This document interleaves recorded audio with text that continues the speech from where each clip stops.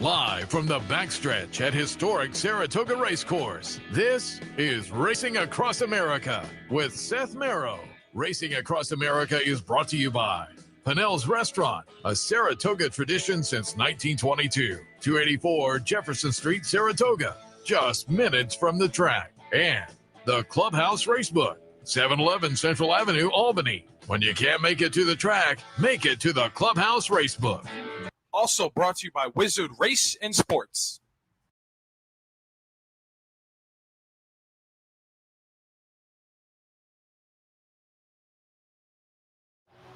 Good morning and welcome to Racing Across America on this Wednesday morning as we kick off the final week up here at Saratoga. Man, it goes fast. It comes and then it goes, but we have this last 6 days to make the most of.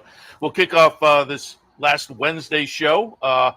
Be joined by Gene Kershner in a little bit, handicapping for the Daily Gazette and having a very good season. We'll talk to Gene about that and more, maybe get a couple ideas for today a little bit later on a Wednesday. As always, Tom Amello gives some trip notes and whatnot. Also, I was at the charity event on Monday, the Pickle for the Ponies, to benefit Therapeutic Horses of Saratoga and the PDJF with some notable racing personalities playing pickleball. I put together about 2 minutes. We'll drop that video in a little bit later on. But top of the show, it's time for a visit, as always, on a Wednesday from the folks at the Saratoga Special. And this week we had to invite in Sean Clancy because we'll talk about it in just a moment. But before we do, I'll welcome you to the show. Good morning. Good morning. Good to be here.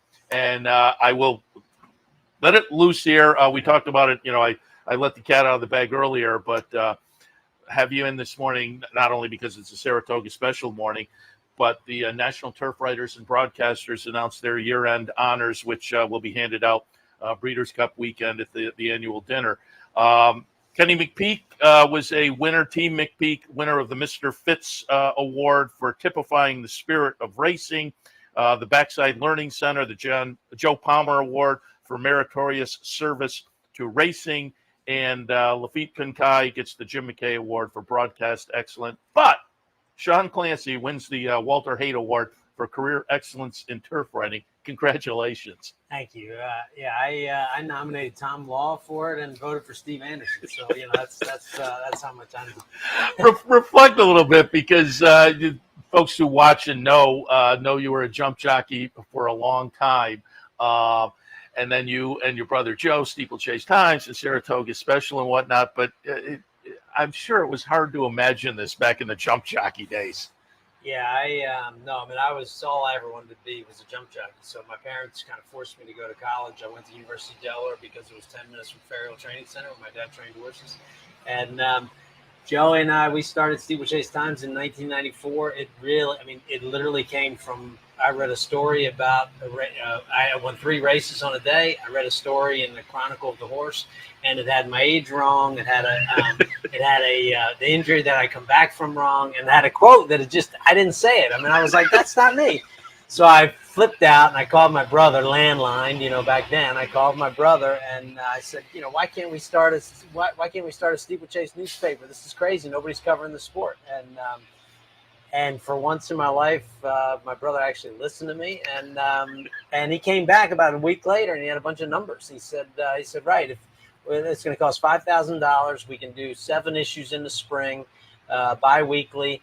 That'll get us through. That'll buy us 1 computer, and that'll cover the print bill. And if we lose the $5,000 after that, we'll be out of business. And he said, "Do you have $5,000?" I said, "Yeah, I got $5,000. I had little money from riding races. I was living cheap. I was living out of a car." And he was a journalism major at school, and he was working for a little local newspaper, the Cecil Whig. And we started the Steeplechase Times, and it just went from there. And the only smart thing I did while I was riding, I was trying to prepare what I was going to do next. So Steeplechase Times helped with that. And then Saratoga Special was very much like the last couple of years of being up here. I was like, man, we got to start a daily racing paper. I just felt like the sport needed to be covered from a little bit of a different angle. And and here we are 24 years later, which is hard to believe. And you guys do a great job with the Special, and it does kind of typically come from a different angle. And it's always fun to pick up the Special, which has become a real staple up here, a real part of the Saratoga scene. So congratulations on that as well. But did you have any inkling, like as a kid, did you do writing? No, looking back on it, I used to write. I have a journal. I was writing, and I was reading, and I used to always write letters. I mean, I got talking about Joe Aitchison is the all-time great steeplechase jockey, and somebody was asking me if I knew him. I said, knew him. He used to rent a room from us above when we lived at Delaware Park. My father trained for Donald P. Ross Jr., Brandywine Stable. They owned Delaware Park. We lived right there on a big tenant house where the indoor track is at Delaware Park. Everybody would know that spot. And Joe Aitchison used to come and spend the summers, and I would write him letters, and then he would write me letters back. So I've got a stack of letters from Joe Aitchison.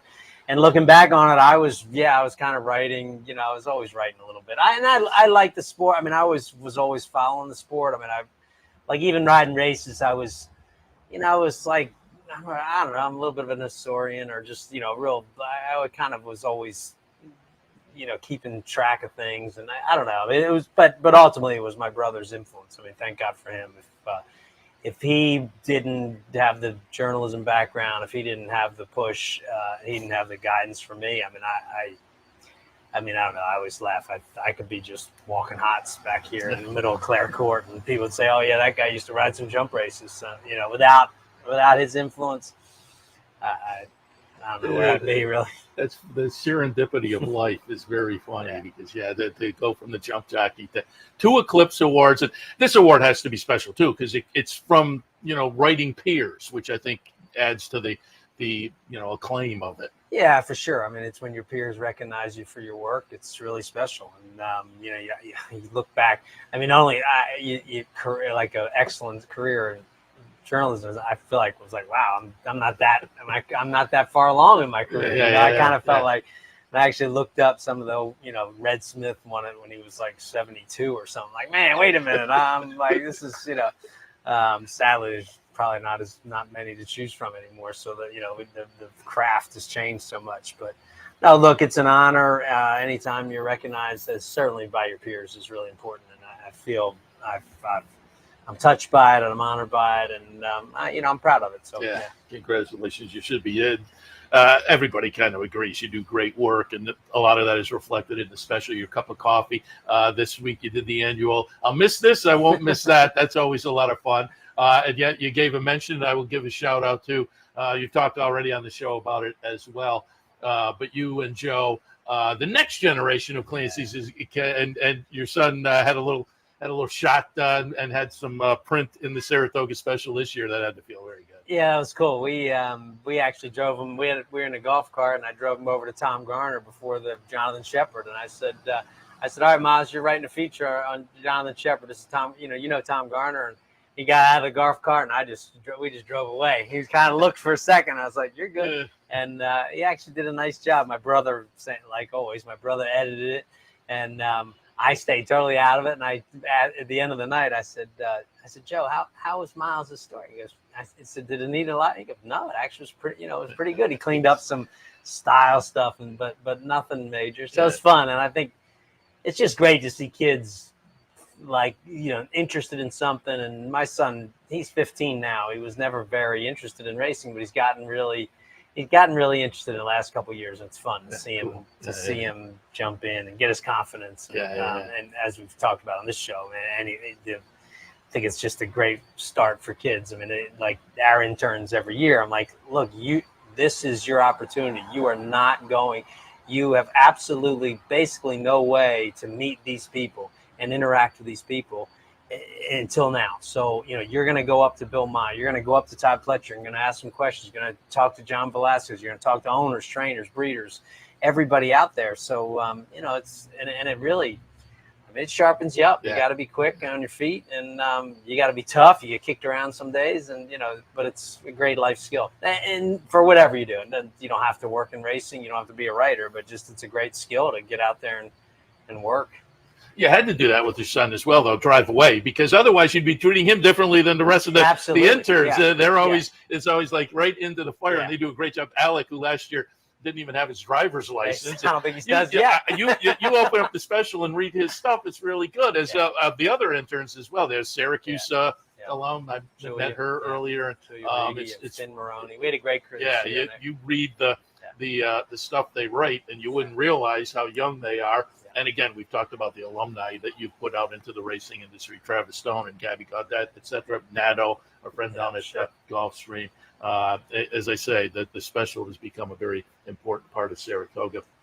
The cup of coffee, a fun addition. And Joe does articles. I talked with Tom last week. I talked with you a few weeks ago about Tom's rants and rules, which it seems like looking at worth repeating has gotten a lot of traction. Yeah, exactly. Yeah. And I said I agreed with about 70, disagreed with about 20, and then 10 I wasn't. But that's fun, and it's just always fun to pick up for folks who aren't familiar. And at this point, I'm sure everybody is. But let people know where they can find it, where they can find it online as well. Our website's thisishorseracing.com. So all the issues are on there. We post some of the features, but all the PDFs are on there. The digital editions are on there. So that's an easy way. And then anywhere around town. I mean, they're everywhere. If you're still into print, which I'm old school, so I love the print, and I think especially at the track, it's great. People walk in and bring it to the track, and we see them folded over the chair, holding the chairs in some places, and I'd always laugh. I'm like, surely they read it first, right? I'm sure they read it first before they used it as a seat saver. But no, look, it's as we've said before.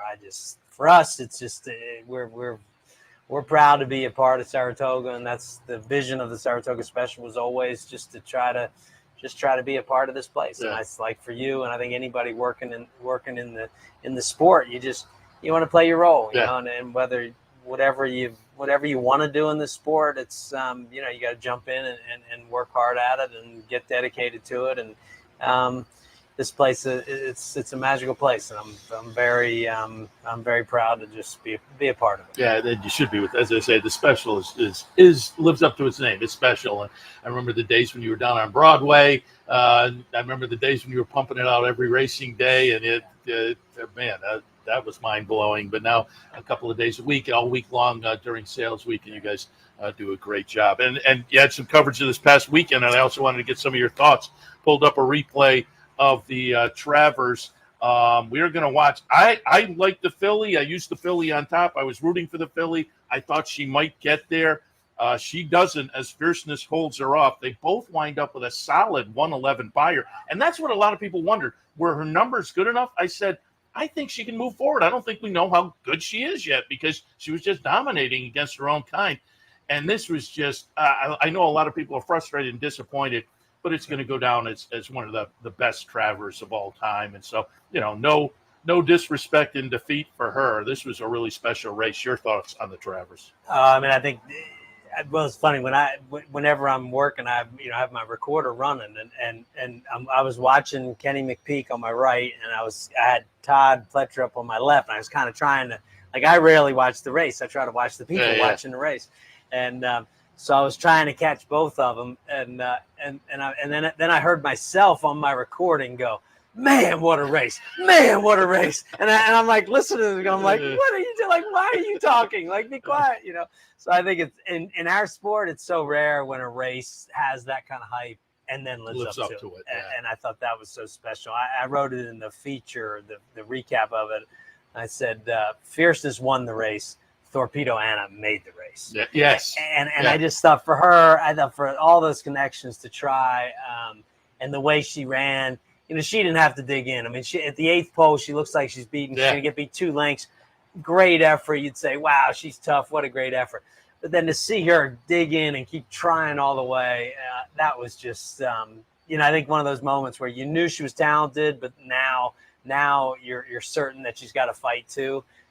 She got that fight in her. I thought that was brilliant. And John Velasquez, who has been so dominant up here for so many years. I mean, he really, we started this special, he was just kind of getting going. I mean, I remember being in the jocks room and watching him ride. And he used to make a big 3-4 wide move on the turn, middle of the turn, and then the horses would hang and they get beaten. And my buddies, a bunch of jump jockeys, like, we know what we're doing. We're like, John, he's got to learn. Like, when's he going to learn? He can't make that 4 wide move on a turn. You got to sit in and tip out. And then like a summer or 2 later, we watched the turf race. We're like, he's got it. Johnny knows. Wait, tip out. And to see him still ride at this level, I think he's 52.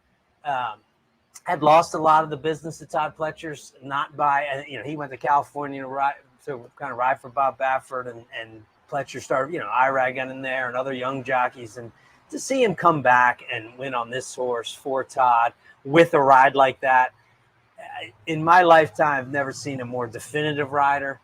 even when he makes a mistake, it was a definite mistake. Maybe, he goes, maybe used the horse up too much, maybe did this, but he's never one of those guys that just makes an indefinite mistake. Like that's the worst thing you can do as a rider. He makes decisions, and to see him make those decisions. And I said, like, Johnny's one of those guys out of all the riders. He's going to be the first one to the finish line, which is very different than trying to beat all the horses. He was first at the finish line. He, a stride after, he basically wasn't, but he rode that race to such perfection to be in front by a head at the wire. And he's so good at it. And just to see him still riding at that level, and I think talking to him afterward, he knows there's not that many left, and he knows he doesn't get the opportunities like he used to. And then to capitalize on that opportunity, I just thought that was brilliant. Yeah, it was great storylines all the way around. That's what Saratoga is all about, too. The storylines, the human storylines, trainers and jockeys, owners, people on the backstretch, and that just made for a fabulous Travers all the way around. And John Velasquez also such a nice guy, so respected by the other jockeys. And as you say, keep riding as he has. I wanted to hit on one other race because it's a similar theme. 2 days in a row, there were horses that ran just too good to lose. And so we'll look on Friday, the Personal Ensign, Raging Sea runs down Idiomatic after Idiomatic does all the dirty work and looks like she's going to hold, and it just doesn't quite hold on.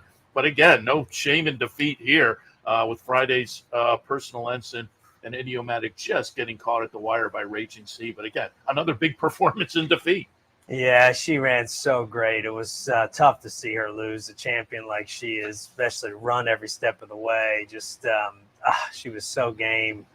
That was tough to watch. Just she's trying to battle back here. She's running on fumes. But same thing, Flavian Pratt. I mean, that's the level these guys are where they're riding.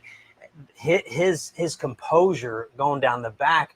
He's 10, 12 lengths behind a champion, and he isn't moving. He's so stone still. And I said to somebody after, they're like, how does he do that? And I said, well, we saw the fractions 46 and change, and we went, ugh. I said, he felt those fractions. He knew those fractions. That's why he sat back there. And if it was 47 and change, he would have been riding a little more. But to ride to that level of perfection, to me, is just, as a racing fan, to just watch that. I mean, again, he won the race. He was in front he timed that to absolute perfection. Bam, puts her head on the line. That's not accident. That's not random. That's just to the level where these guys are riding. And that, as I say, the human stories are always a lot of fun. And the jockeys' stories this year up here, I think, have been extra. Irod, obviously, you always have to pay attention. But Flavian Pratt riding very well overall. But the stakes victories, and then Dylan Davis with the crazy ROI. It's just been a phenomenal meet on the jockey side of things. All right, before we let you go, let's get some thoughts because we will have a steeplechase today. And so let's get some thoughts on today's Michael Walsh novice. And for folks who aren't familiar, what does that entail? So novice it's basically it's a date. So horses haven't broken their maiden before the spring of last year, or nominators of 3. So it opens up it a little that way. So it's basically for young horses kind of coming along. These horses, ideally, they get through their novice condition and then go to the grade ones. Like you saw Snap Decision win novice stakes up here the first year, and then the next year he's winning grade 1. So this is our kind of stepping stone to hopefully open stakes. And again, the weather played a little bit on the job. I love the steeplechase, so I was disappointed this year with the situation. I pulled up a little replay of Westerland winning the last race down at Colonial, wins it, does it nicely over a racetrack surface. So I thought Westerland was a little bit interesting today. What did you see in the Yeah, I thought it was an open race. Kitting around, I think, is scratched, is what I heard. Okay. So that's one change. He was 6-1 in there. This horse Westerland's tough. I mean, he runs consistently all the time. This was a pretty good effort. There's a couple new horses. Little Trilby is an Irish import making his first start here. He's interesting. Recoup's making his first start here. I kind of lean toward Lightning Rod as a bomb. I thought maybe you get a little price that way, and I thought it was an open race. Hold Hard's probably the horse to beat. He's won twice. So you can see a lot of these horses or non-winners of twos. He's actually won 2 already, so he really is fitting into that novice condition. So I thought it was an interesting race. Yeah, you can make an argument for almost all of them. One race or another. Yeah, each one of them's got a chance for sure. I thought it was a good open race. I was going to look for a little value and just see. I wanted to actually watch Little Trilby's races over there. I hadn't watched them yet. I was going to get a sense. And if Jack Kennedy's coming, he's world renowned, one of the great jockeys, leading. He was champion Irish jump jockey last year, and he's an absolute star. So to see a guy like that come over here and ride, that's a real honor for all of us for sure. Sean, again, congratulations. Having known you as long as I have, and having enjoyed your work myself, the 2 Eclipse Awards, well deserved. The Walter Haight Award deserved as well. So again, congratulations on that. Great work, and pass it on to Tom and Joe and all the interns as well. Great work again with the Saratoga. The Phil Stable Tour today's Phil Serpy. Little guys coming up in the last issue. We got to get on that. I actually have Bill Mott. So Bill Mott, I have him coming Saturday, but we're thinking we might do 2. Might try to get the little guys and Bill Mott. So I spent an hour and 8 minutes yesterday with Bill Mott up and down his shed row, looking at all his horses. That's my favorite moment of it. My favorite experience of Saratoga really is doing that. And so he always pushes me to the end. So he won't do it. We can only last Tuesday. I can finally rev him up to do it. So, but he's very generous with his time, and it's a great tour. I mean, it really goes through me. I said to Joe and Tom, I came back from doing a stable tour. I'm like, Bill Mott's the only stable tour that you come back covered in hay, and you got carrot juice on your hands, and you got some oats and some sweet feed in your shoes, and I'm walking in the stalls like, what do you think of this one? It's just awesome stuff. But yeah, the little guys is a tradition, and we're gonna try to get on that. We got to get out here tomorrow and beat the bushes. Yeah, it's always fun too. So Sean, we appreciate it. Again, you can pick up the copy on track at Price Choppers and whatnot around town, or catch it online at thishishorseracing.com. Once the meet starts, there's still some fresh content on the website too as the year goes along. Yeah, probably on the Steeplechase side. Yeah, we do a lot of Steeplechase, and we kind of come and go. We get a little hot and we run some stuff, and then we get cold. I don't run a lot the rest of the year, which I tell Joe and Tom I got to be fresh when it comes to Saratoga. So I don't know if that's true, but you're an award winner. You can. You can. So those 2 guys got to be next. They're the whole staff. They're right with me. That's great stuff. Sean, again, appreciate it, and appreciate everybody from the special stopping by weekly at the meet. Thank you. I appreciate the time. Thank you. All right, we'll take a break. When we come back, Gene Kershner, a little bit later on, Tom Amello, all of that when Racing Across America continues. Stay tuned.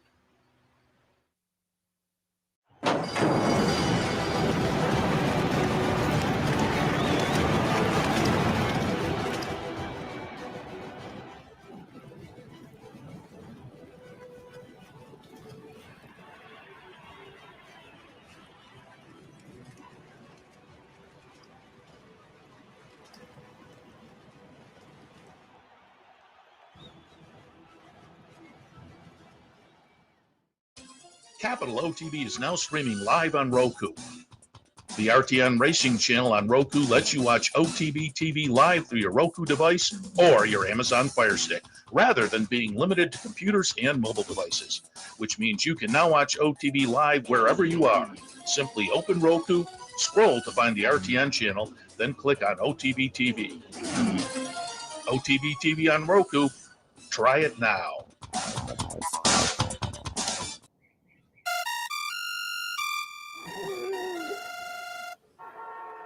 Come on. I want sales reports on my desk by Monday. Whoops. My bad. Love racing? RTN brings you every live simulcast on your home television, plus live video streaming and race replays on your PC and mobile devices. To order, visit rtn.tv. RTN, a breed apart.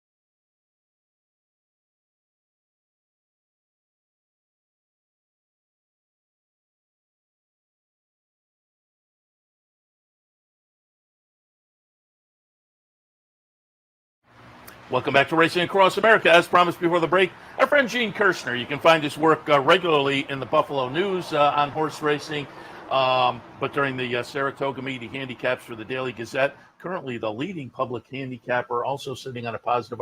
I almost, when I was talking about the handicapping, I don't want to jinx you. It's like the guy throwing the no-hitter. I don't, but I'm rooting for you the last 6 days. Keep the positive ROI going. Tom Amello just told me, keep your eyes on the monitor and, aim for the wire and don't get cocky. Yeah. And I'm not. I did it on Equidale. I did it a number of times, but 20 years ago probably, beat the meet, and it was a shorter meet, so it was maybe a little bit easier, but I have not done it in recent years, and certainly not the 40 days, so I am clearly rooting for you. And again, you can find Gene's picks every day in the Gazette, so congratulations so far, but yeah, keep it rolling. Thanks. Let's hit on also, when we were talking the other day, we were out and with Mike McAdam from the Gazette, and he said you did do a nice weekly column for the Gazette as well. What does that entail every week? So last year they asked me to start writing a handicapping column on the prior week's activity. As an accounting nerd, Seth, I have a big spreadsheet that I keep every day and log all the races and filter them out so I can see if there's any trends that are happening. Yeah. Horses to watch. And I have one coming up on Saturday. I've been waiting the whole meet for it to come back. Horse named Our Country, who first week of the meet had all kinds of trouble. Broke badly, got bumped, steadied, everything that could possibly happen. The horse backed up on him that was on the lead, ends up in the 5 path. At the first call, I think it was about 11 1/4 lengths behind, ended up 2 1/4 lengths behind, so it made up 9 lengths, finishing 6th. So, you're looking at the past performances, 6th place horse. You may just discount it. So that horse is running for Mark Hennig on Saturday in the finale. So maybe people overlook that too. So, those are the kind you like, though. There's a trip, but it's not so good of a finishing position that people might be, that's 6th. Is like, absolutely. I like that. And I love trends like that. I talked earlier, I was handicapping on the handicapping show. We looked at a mile race, and I think we're in deep enough now. I said, I think the numbers were, there've been 50-mile races, and the 1 through 4 post position has won 38. And so I think if you look at trends, you can find things that are worth the last couple of weeks jumping on, or sooner, not necessarily the last couple. Yeah, and on the dirt, one of the things is most of the races, if you're not within 2 lengths by second call, you might as well hang it up. Yeah. The speed has been holding pretty well, and you got to be near the lead to get there, especially on the dirt in this meet. Speaking of writing, we were out the other day, and you said you have a nice little jockey profile coming up. Talk a little bit about that.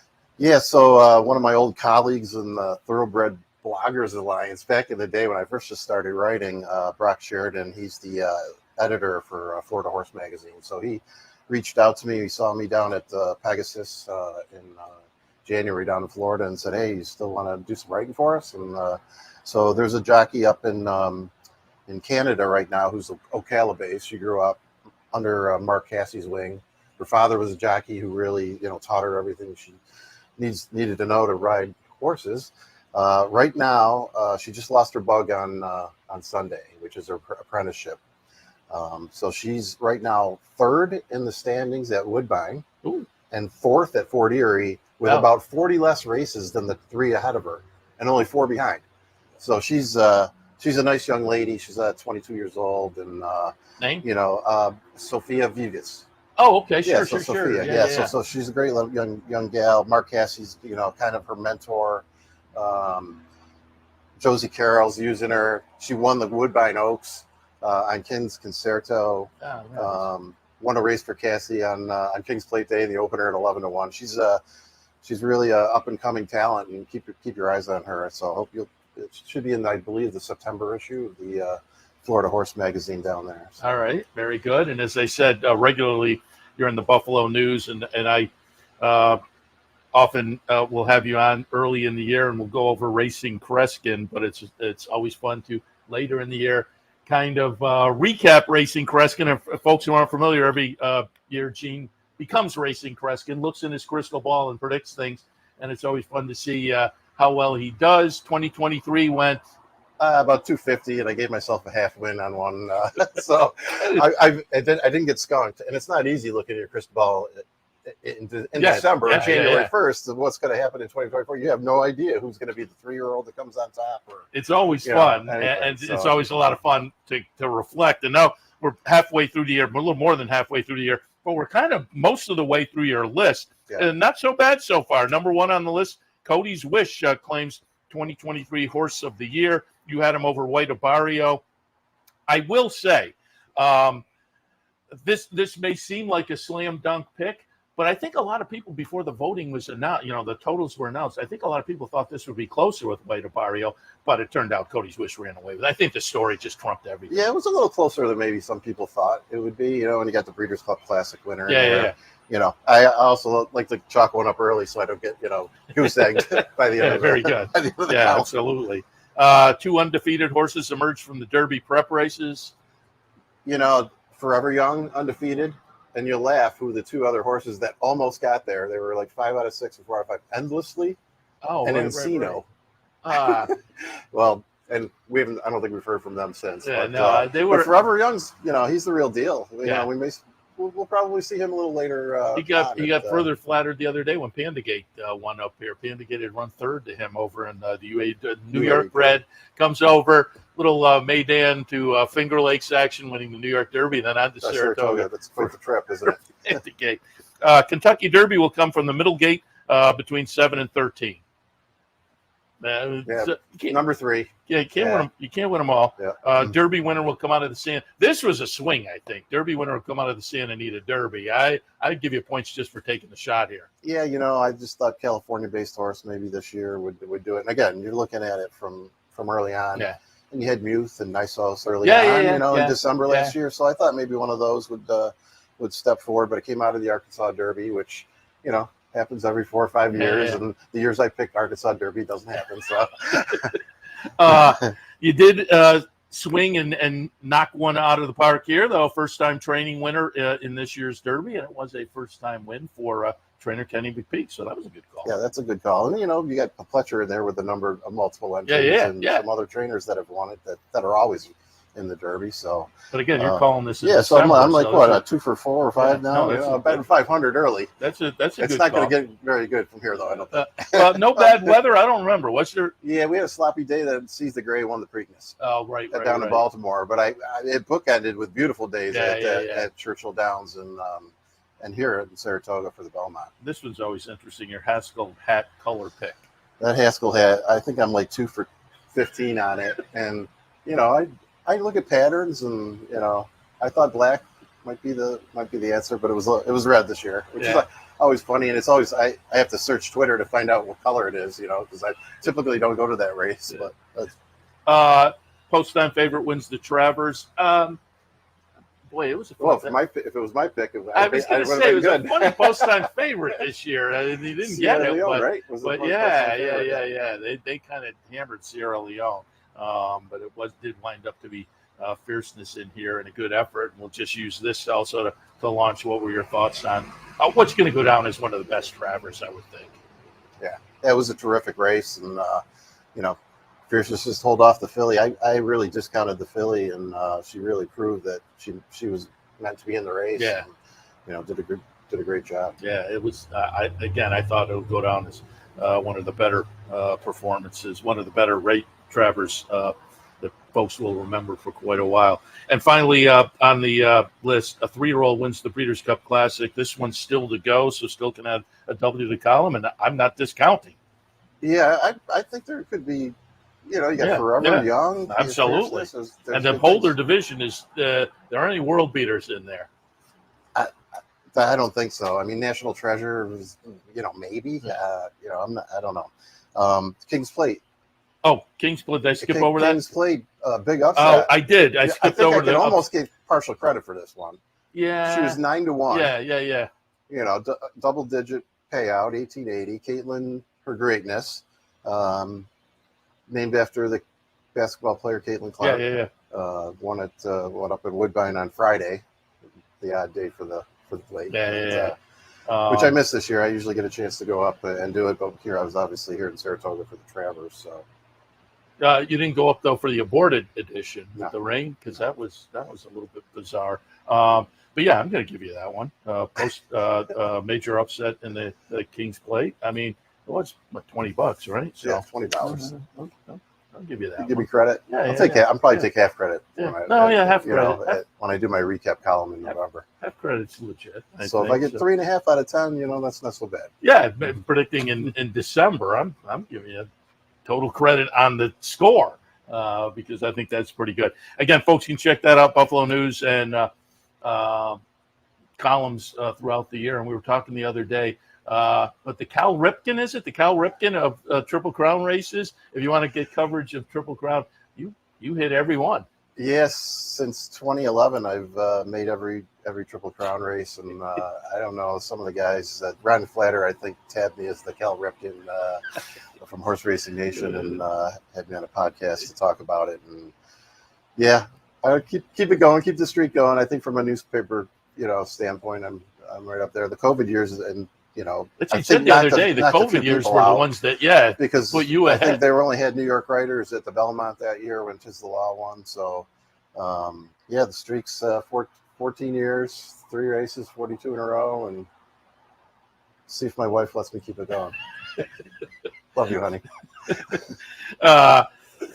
Let's get an idea for today. Let's take a look at the PG Johnson, and again, you can get Gene's picks every racing day in the Daily Gazette, and knocking it out of the park. 108 winners on top at this point. You've got me. I've been so anemic at this meet with the top pick.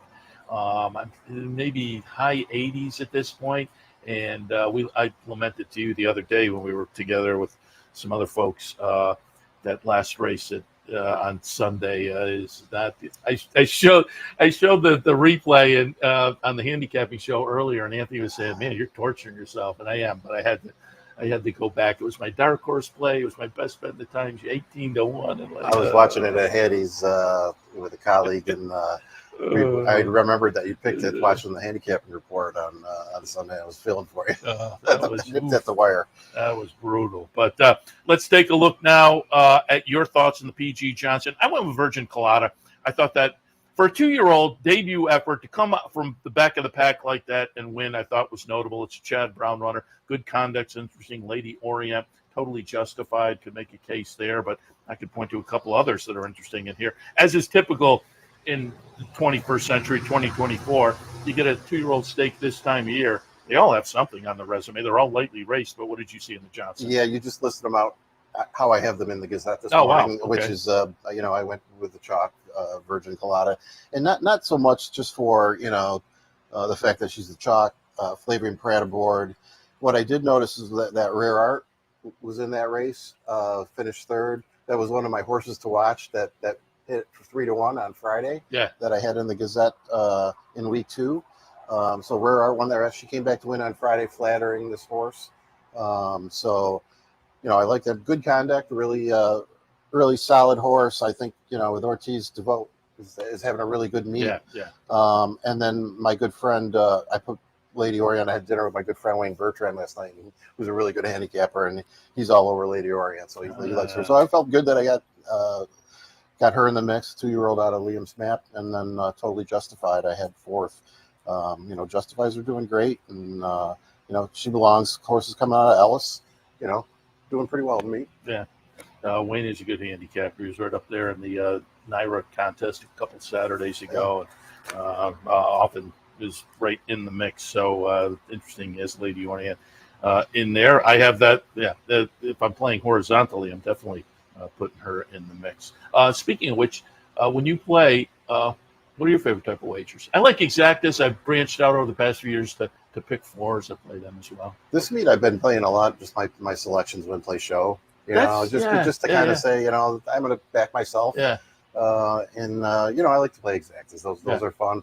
I've been messing around with the key trifecta box. Okay. In the bigger races where the Derby's a fun one to do it if you really think there's a horse that's going to hit the board, and then you throw 4 or 5 horses. It's not that expensive of a bet. So those are probably my 3 top types of A lot of wagers. people like that pyramid on the trifecta, which I get. You take your pick and you put it up on top, and then you kind of spread a little bit underneath. And yeah, like a race like the Derby, you get key box it, so you get that in all three spots, and then the other horses as they fall. So get a better shot at it. Interesting. Gene, appreciate the visit, and as I say, I don't want to jinx you. I certainly hope I didn't, but I wanted to acknowledge, and you're headed out of town, so I had to get you in, but wanted to acknowledge top handicapper on win, and that's the combination. I give you plenty of credit. Top with wins and holding a positive ROI at this point. We're certainly rooting for you to keep it going, and folks can follow every day in the Daily Gazette. But we appreciate the visit. Thanks, Seth. All right. All right, we will take a break. When we come back, Tom Amello. But before that, as I said, I promised you I was at Pickle for the Ponies, the charity event to benefit Therapeutic Horses of Saratoga and the PDJF. Lots of racing personalities playing some pickleball out in Boston Spa on Monday. So just had a couple of minutes I shot out there. We'll go to that going into the break, and then Tom after the break. Stay tuned.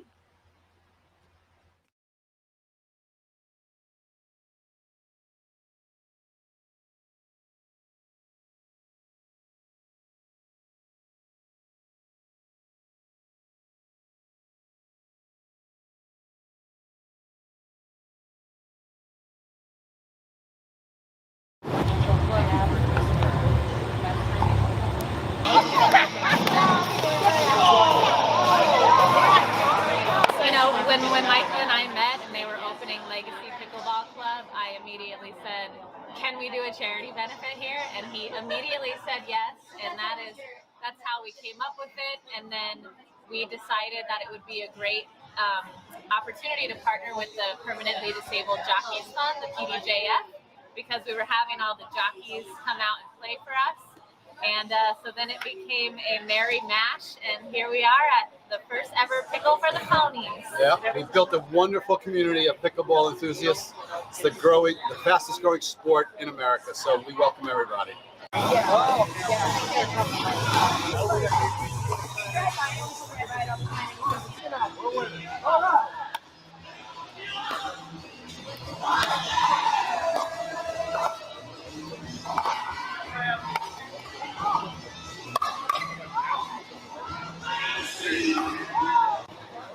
All right, players, 2-minute warning. 2-minute warning. I don't know how they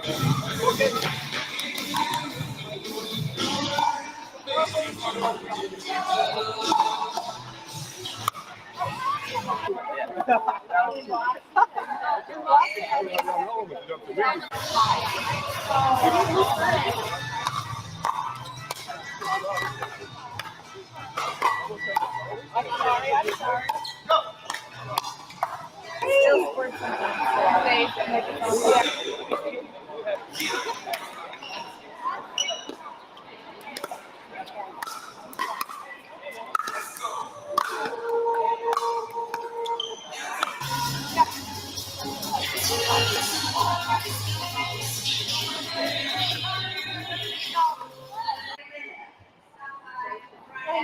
Thank you.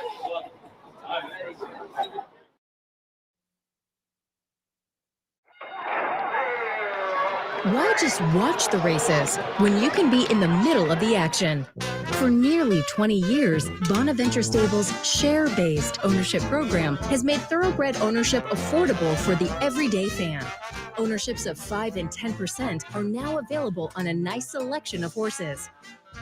As a partial owner with Bonaventure Stables, you'll enjoy all the benefits afforded every owner. Visit with your horse in the private stable area. Greet the trainers and jockeys in the paddock. And when your horse wins, savor the moment in the winner's circle at Saratoga, Belmont, Aqueduct, or wherever you bring home the prize. Based in historic Saratoga Springs, Bonaventure Stables has been training winners and creating memories since 2005. Learn more, see available horses, and meet our team at bonaventurestables.com.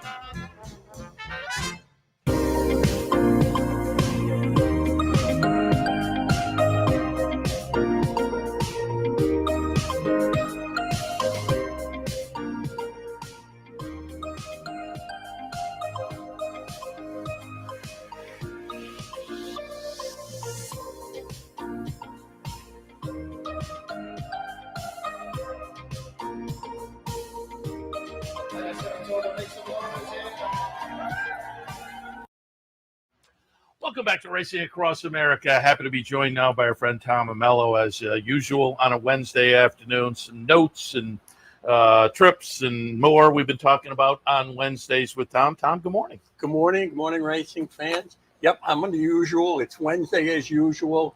It's wonderful to be here. The weather looks like it's going to hold.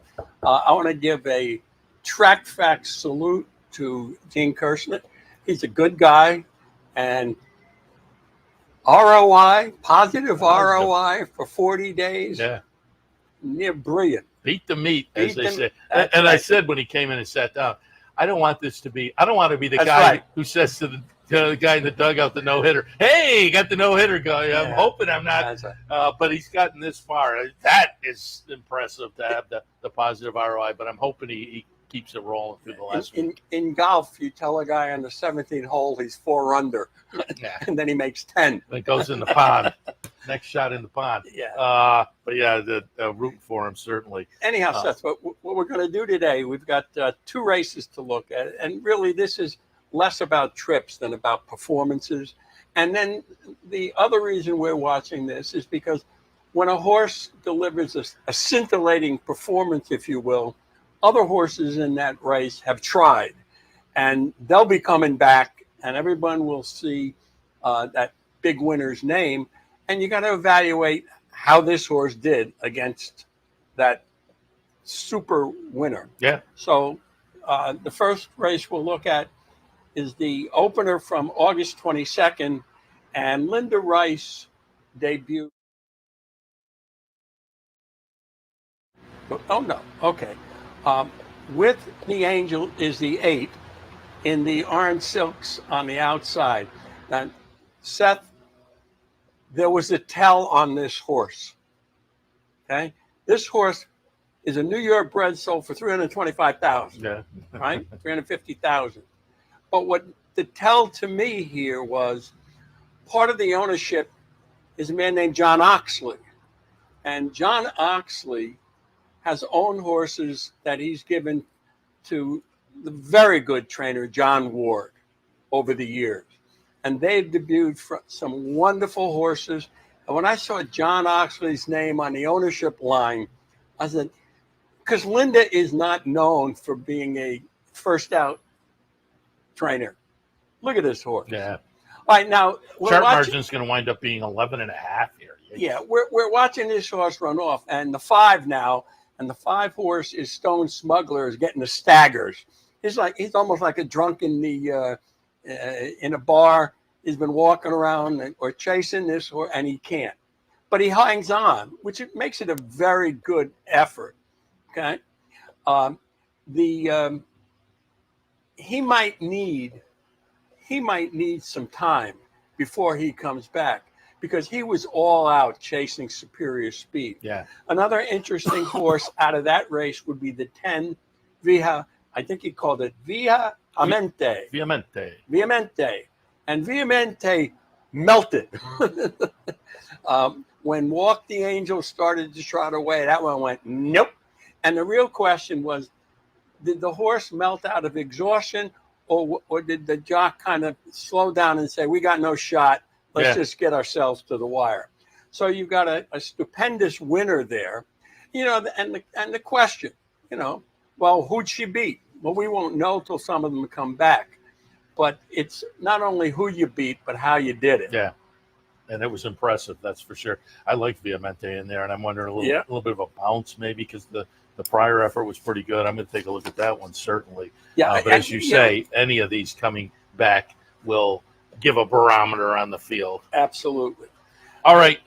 You wanted to look at one on the 23rd as well. Another first-time starter that ran very well. Chart margin on the win here going to be 7 3/4. Yeah, this is the Italian horse, Senza Parole.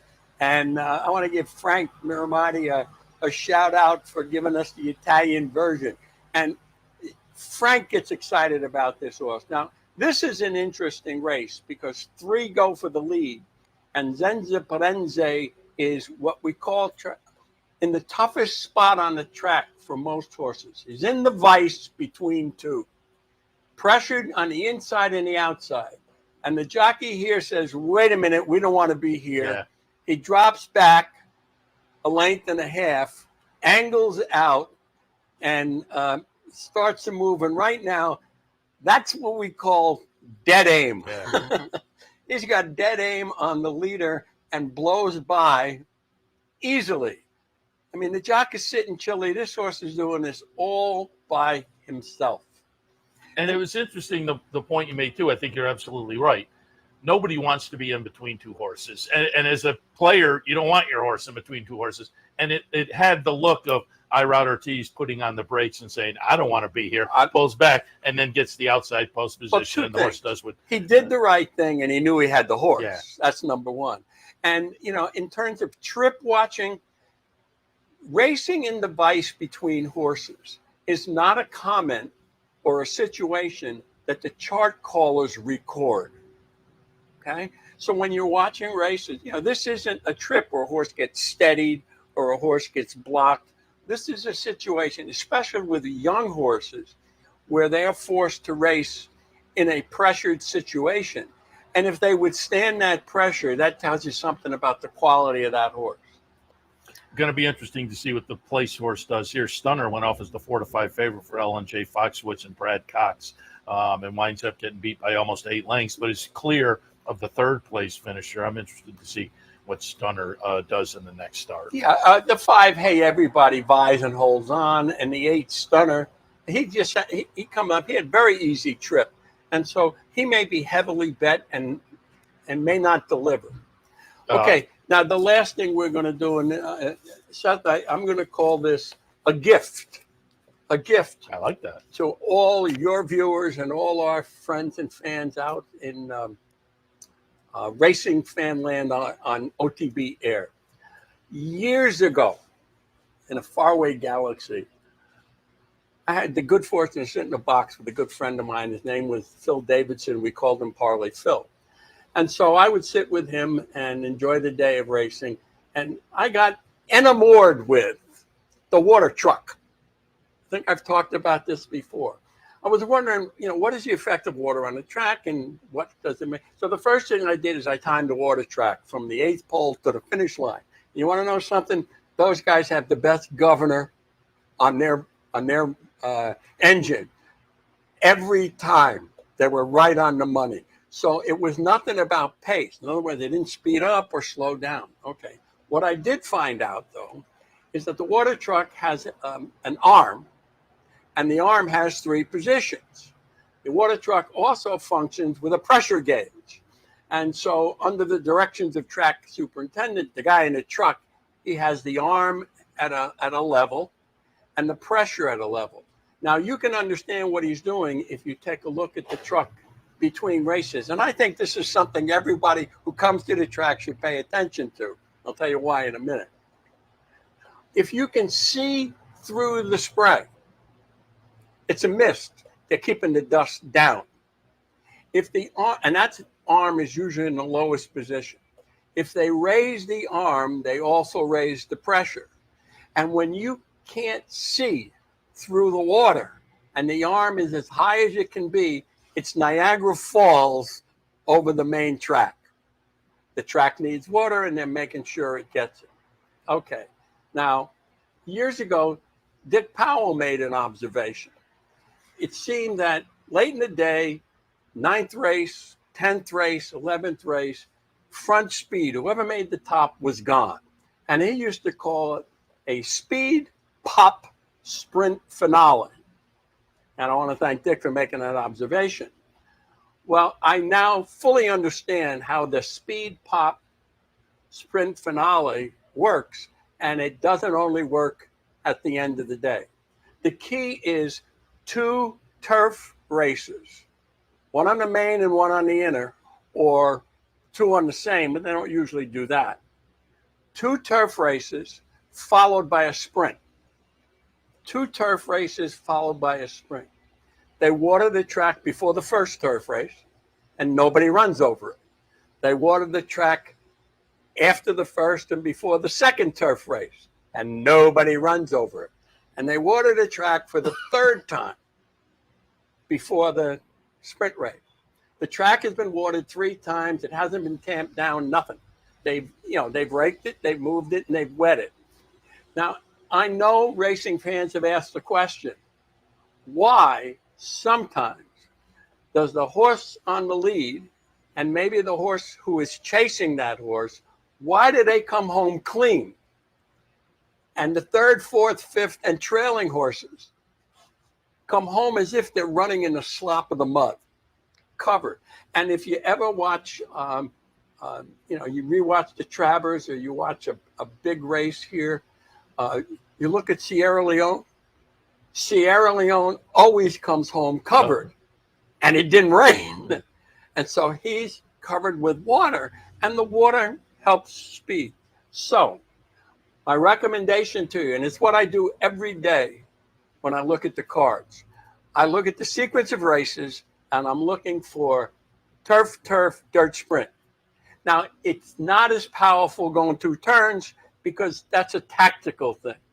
And so what I'm saying to you is if you can find the horse who's definitely going to make the lead, I don't care who's riding, I don't care who's training, I don't care what the odds are. This horse has a chance to stay in front and keep going.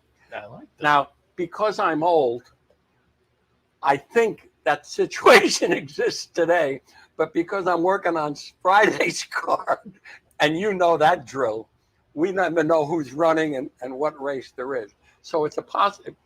It's probable. I think I remember it for today, but it's turf, dirt, sprint. And perfect timing, as you mentioned, there is the water truck in the 7 furlong chute, drowning it, giving a hearty spray to the 7 furlong chute there. I like that. I'm going to note that, and I'm going to keep my eyes open for that because I think that is kind of a fun. And I honestly think that would work on almost any track because they water them. Yeah. And I'm not sure if turf, like Kelstrom, turf to Peter dirt would make the same. You would think. Same thing. It should. Yeah. I mean, but pay attention. Pay attention. All right. Attention must be paid, as Arthur Miller had Willie's wife say. I like that. Before we go, any thoughts on the weekend? The Travers certainly will go down as one of the better Travers. The Jerkins, domestic product, the good Mulligan in the 4-go. Society, the Ballerina, Farbridge, and the Sword Dancer. But as I say, that Travers, I wanted the filly, so I was disappointed. But ultimately, you can't be disappointed by a great race like that. You know that 1x2 I have in my home that I hit myself with if I don't make the proper bet? I'm changing it. It's going to say, if you think Sierra Leone can win, hit yourself with this board. That was the last scenario for me. I think that's the last scenario for me. And honestly, when I did my presentation over at the Hall of Fame, it was a 4-horse race, if you will, and no one knew for sure which would win. I was shocked when the betting opened and Fierceness was 7-1 and Sierra Leone was 8-5. Yeah. I did not expect that kind of money. Yeah. At 8-5, Sierra Leone was a horrible bet. Yeah.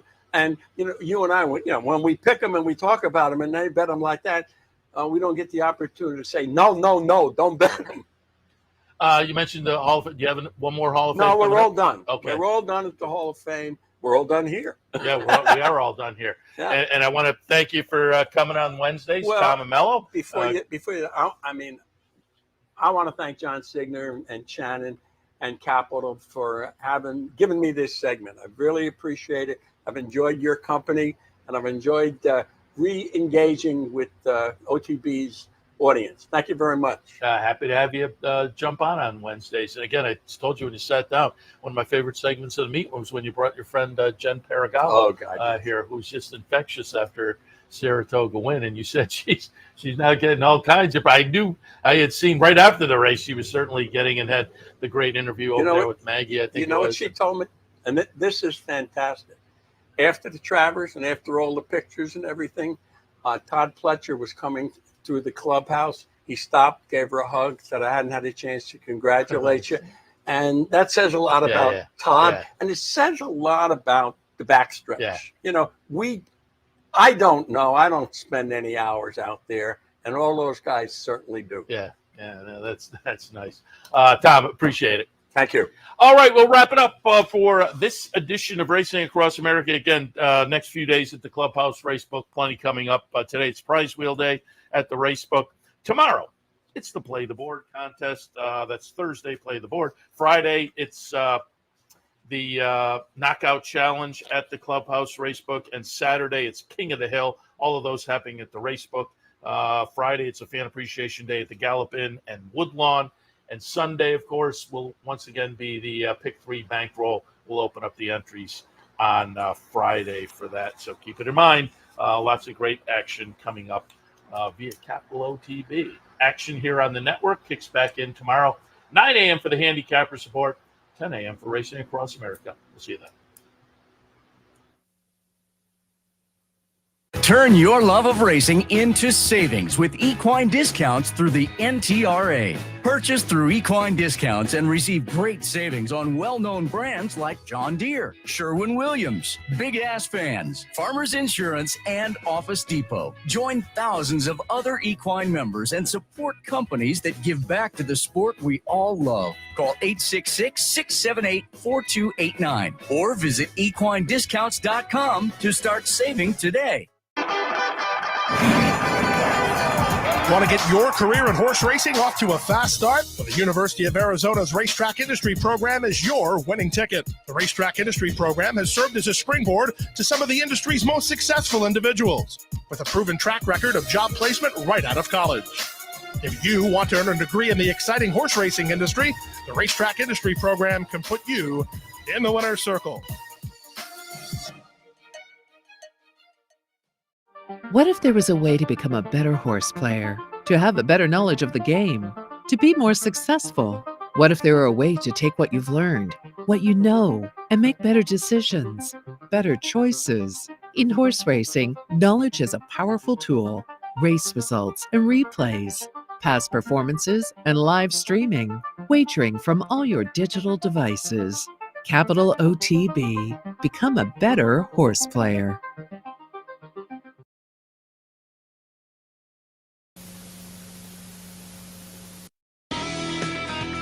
You've been watching Racing Across America. Racing Across America has been brought to you by Pinnell's Restaurant, a Saratoga tradition since 1922. 284 Jefferson Street, Saratoga, just minutes from the track. And the Clubhouse Racebook, 711 Central Avenue, Albany. When you can't make it to the track, make it to the Clubhouse Racebook. Also brought to you by Wizard Race and Sports.